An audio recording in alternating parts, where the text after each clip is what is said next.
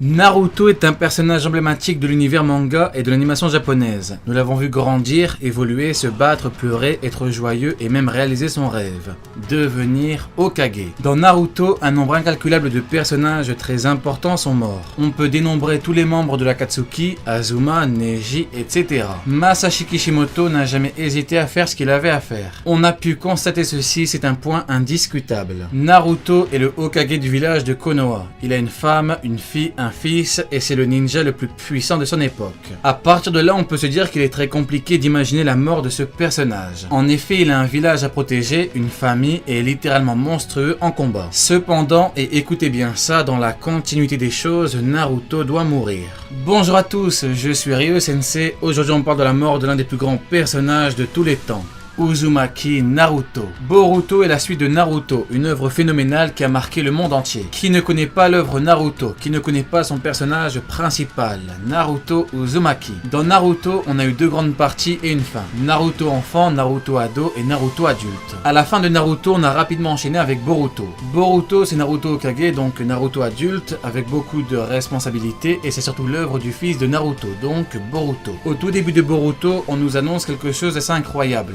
Konoha a été détruit. Ici, c'est littéralement incroyable parce que Konoha a déjà été détruit par le passé par Pain, mais à cette époque, en termes de puissance, on était loin du niveau global actuel. Maintenant, on a la puissance des bijoux à leur paroxysme, pareil pour la puissance du Rinnegan, etc. À la fin de l'arc Pain, toutes les personnes mortes à Konoha ont été ramenées à la vie. Or, ici, c'est la deuxième fois que Konoha se fait détruire, donc on n'aura pas encore la même chose. Du coup, forcément, ça risque d'être encore plus sombre que durant l'arc Pain. Ici, personne ne sera ressuscité. Plus important encore, les premiers mots prononcés dans Boruto sont assez énormes. Rappelez-vous, le monde entier retenait son souffle. On nous a remis dans la dure réalité du monde shinobi en temps de crise mondiale. En effet, après la destruction de Konoha, Kawaki et Boruto Uzumaki se retrouvent sur le monument des Hokage qui est détruit. Kawaki lui dit que l'ère shinobi est terminée et plus important encore, il lui dit « Je vais t'envoyer rejoindre le 7e Hokage ». Ici, on a plusieurs éléments qui nous amènent à une seule et même conclusion qu'on verra juste après. L'ère des shinobi est révolue. Qu'est-ce que ça veut dire? Pourquoi dire ça? Quelles sont les conséquences? Ici, une page se tourne. On assiste à une véritable révolution du monde que nous connaissons. L'ère des shinobi, ça veut dire l'époque des ninjas. Les villages sont gouvernés par des ninjas. Les hommes les plus puissants sont des ninjas. Il y a une énorme économie autour des ninjas, etc., etc. Si elle est révolue, ça veut dire qu'on est passé à une autre époque et que la grande majorité des ninjas sont morts ou qu'ils ont arrêté d'exercer en tant que ninja. Ici, Boruto commence comme ça pour que nous soyons prévenus de ce qu'il va se passer. On ne nous en dit pas trop, mais juste assez pour que l'on se rende compte des conséquences. Les conséquences, c'est un changement radical du monde. Il y aura un avant et un après. De plus, ça veut également dire quelque chose que tout le monde redoute. La mort de Naruto Uzumaki, le représentant du monde shinobi. Prenons l'exemple de l'époque d'Edo. Ce qui caractérisait cette époque, c'était le fait que les ports du Japon soient fermés. En effet, le pays était fermé au monde. Plus tard, on est passé à l'ère suivante, une fois que les portes ont été ouvertes, avec une ouverture forcée. Pour Naruto, c'est pareil, la fin de l'ère shinobi passe par la mort de son représentant. Naruto. De plus, imaginez l'impact de sa mort. Naruto a inculqué des valeurs essentielles à beaucoup d'entre nous. Naruto, c'est une philosophie de vie, c'est la détermination, c'est l'amitié, c'est la persévérance. C'est le travail qui bat le talent, c'est ne pas juger les gens sans les connaître. Naruto représente ces valeurs, des valeurs qu'il a transmises à son fils. Boruto. Sa mort, c'est un deuil international, c'est quelque chose d'historique, tout simplement. Maintenant, on va se pencher plus en détail sur le cas de la mort de Naruto. En effet, il serait simple de dire qu'il est impossible qu'une telle mort ait lieu, sauf que non, c'est faux. Je m'explique. Naruto n'est plus le personnage principal de Boruto. En effet, dans Naruto, il avait une espèce d'immunité du fait qu'il était justement le personnage principal de l'œuvre. Cependant, désormais, Naruto n'est plus le personnage principal, c'est son fils, Boruto. Il n'existe donc plus rien qui garantit la survie de Naruto. Si Naruto meurt, est-ce que Boruto peut continuer? La réponse est oui. Si Boruto meurt, est-ce que Boruto peut continuer? Non. La réponse est non. Naruto aime jouer avec nos émotions. Rien ne pourrait être plus marquant, choquant et triste que la mort de Naruto dans Boruto. Masashi Kishimoto, c'est le mangaka des combats et de l'émotion. De plus, la problématique de son fils est à poser. Est-ce que si Naruto reste en vie, Boruto peut véritablement écrire son histoire et marquer une part de celle du monde? La réalité, c'est que si Naruto ne meurt pas, Boruto restera à jamais dans l'ombre de son père.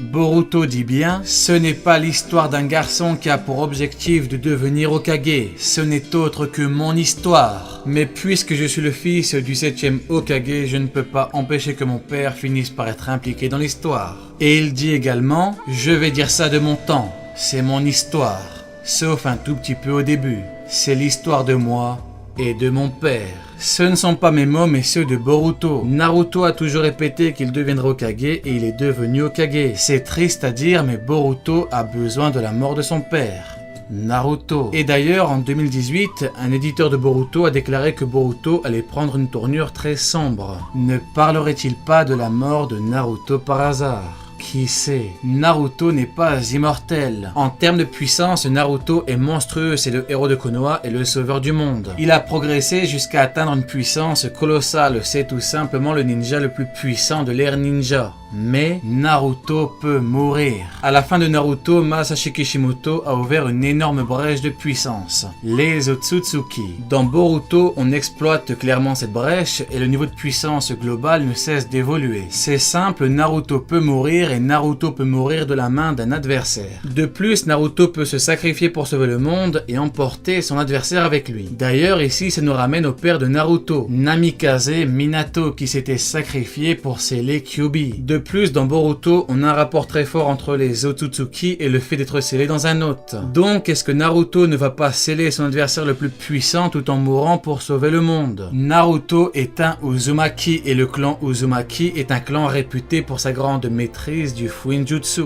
l'art du scellement. Qu'en pensez-vous? La destruction du village de Konoha. Au début de Boruto, on apprend que le village de Konoha a été complètement détruit. Logiquement, si Naruto était présent, il n'aurait jamais laissé cela se passer. Il ne laisserait jamais le village sans surveillance. Donc, je pense que Naruto perdra la vie dans un champ de bataille et que la notion de sacrifice sera liée à ces derniers instants. Hashirama s'est très certainement sacrifié. Tobirama, Hiruzen et Minato se sont sacrifiés. Tsunade s'est sacrifié pour sauver les habitants dans l'Arc Pain. Et Kakashi s'est sacrifié face à Kaguya pour sauver Sasuke. Il n'était pas encore officiellement Hokage, mais on connaît les Naruto-bai. Les Hokage se sont tous sacrifiés. Naruto dérogera-t-il à la règle ou suivra-t-il le même destin que ses homologues Hokage? Qui sait? Une autre mort importante pour sauver Naruto. Il est tout à fait possible qu'au final Naruto ne meure pas. Je ne suis pas dans l'affirmation pure et dure mais plus dans une certaine logique qui vise à dire que Naruto va mourir parce que Naruto doit mourir. Cependant, bien sûr, les choses peuvent se passer autrement. Par contre, ce qui est assez intéressant, c'est qu'on connaît le rapport entre Naruto et la mort. Donc, si ce n'est pas Naruto, pour qui est-ce que ça peut être? Eh bien, imaginons que ce soit la femme de Naruto,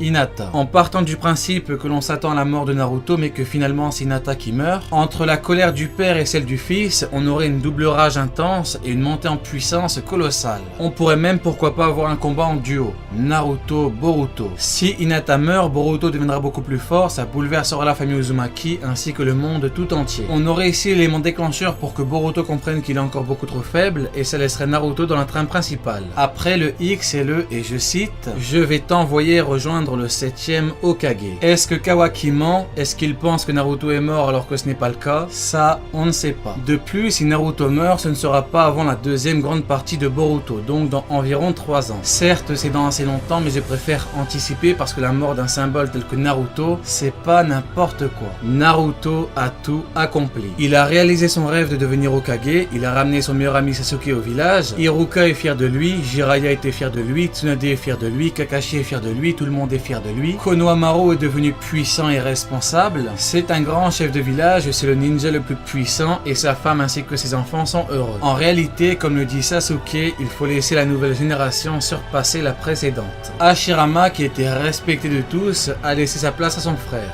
Tobirama a laissé sa place à Hiruzen. Hiruzen a laissé sa place à Minato.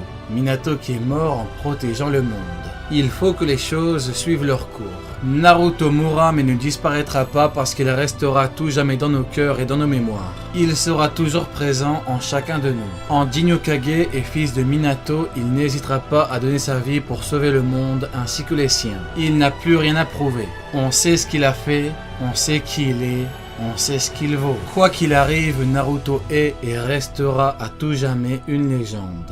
Allez, Jané, tu n'auras pas regardé ma vidéo pour rien.